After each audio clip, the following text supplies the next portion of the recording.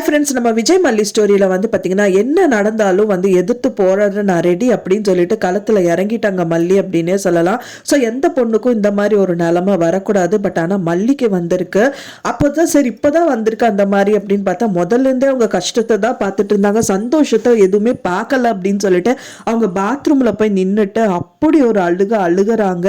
அவங்க அழுகிறது என்ன அப்படின்னா ஒரு பெரிய ஹைலைட்டு அவருக்கு அதை விஜய்க்கு தெரியக்கூடாதுன்னு சொல்லிட்டு தண்ணியெல்லாம் திருப்பி விட்டுட்டு அவங்க ஏதோ வந்து வாஷ் பண்ணுற மாதிரியோ இல்லை தென் அவங்க வந்து பாத்ரூம் போகிற மாதிரி எல்லாம் வந்து சீன் காமிச்சிட்டு அவங்க அழுகிறாங்க. அப்புறம் இருந்தும் விஜய்க்கு இந்த விஷயங்கள் எதுவுமே தெரியக்கூடாது அப்படின்னு சொல்லிட்டு அழுகிறத மட்டும் இல்லாமல் புலம்பி தீட்டுட்டாங்க அப்படின்னே சொல்லலாம். ஸோ இன்னி கொடுக்கறதுக்கு என்ன இருக்குது அப்படிங்கிற மாதிரி தான் வந்து கடவுளை போட்டு ஒரு வழி பண்ணிட்டாங்க. என் லைஃப்பில் நான் சந்தோஷமாகவே இருக்கக்கூடாது அப்படின்னு நீ நினச்சிட்டியா அப்படிங்கிற மாதிரி வந்து நினைக்கிறாங்க. ஸோ அதில் ஒரு பாட்டு எங்கே என் கவிதை அப்படின்னு ஒரு சாங்கும் வந்துச்சு. அது பார்க்கறக்கே வந்து நில கொலைஞ்ச மாதிரி இருந்துச்சு நம்மளுக்கு அப்படின்னே சொல்லலாம். ஸோ என்ன அப்படின்னா அந்த பாட்டில் சொன்ன மாதிரி அவங்க லைஃப் வந்துட்டு ஒரு ட்ராமா மாதிரி அவங்களே எழுதி வச்சு திரும்ப வந்து அதை சுருட்டி வைக்கிற மாதிரி தான் வந்து நடந்து முடிஞ்சிருக்கு அப்படின்னே சொல்லலாம். எங்கே என் கவிதை கனவில் வரைந்து வைத்த ஓவியம் அப்படிங்கிற மாதிரி அந்த எழுத்துக்கள்ல எழுதி அவங்களே வந்து சுருட்டி அவங்க ஒழிச்சு வைக்கிற மாதிரி இந்த லைஃப் வந்துட்டு அவங்களுக்கு போயிட்டு இருக்கு. ஸோ இருந்தும் வந்து அடுத்த நிமிஷமே போல்டா ரியாக்ட் பண்ணது வந்து ரொம்பவே பாராட்டக்கூடிய ஒரு விஷயமா இருக்கு மல்லிக்கு. அடுத்த நிமிஷம் கண்ணெல்லாம் தொடச்சிட்டு மூஞ்சி கழுவிட்டு போல்டா வெளியில வந்து பார்த்துடலாங்க என்ன இருந்தாலும் இப்போ என்னதான் நீங்க பண்ண போறீங்கிற மாதிரி கேட்குறாங்க. விஜய் என்ன பண்றதுன்னு தெரியலன்னு முடிச்சிட்டு இருக்காரு.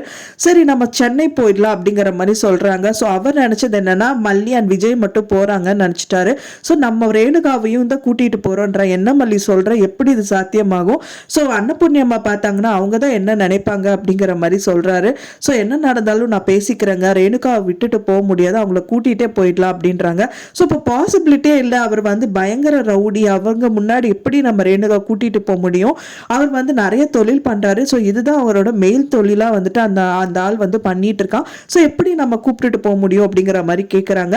ஸோ இந்த இதில் வந்து நான் பார்த்துக்கிறேன், நான் அங்கே போகிறேன், நான் வந்து ரேணுகாக்காவை கூட்டிகிட்டு வரேன். ஸோ இப்போ விட்டுட்டா அப்படின்னா அவன் வந்து ரேணுகாக்காவை கொலை பண்ணுறது கூட நிறைய பாசிபிலிட்டி இருக்குது அப்படிங்கிற மாதிரி அங்கே இறங்குறாங்க அப்படின்னே சொல்லலாம். போனவுடனே ரேணுகா அவங்களோட கையில் பள்ளின்னு ஒரு அறவை வாங்குறாங்க பாருங்க, அது சுத்தமாக டாலரேட் பண்ணவே முடியல அப்படின்னே சொல்லலாம்.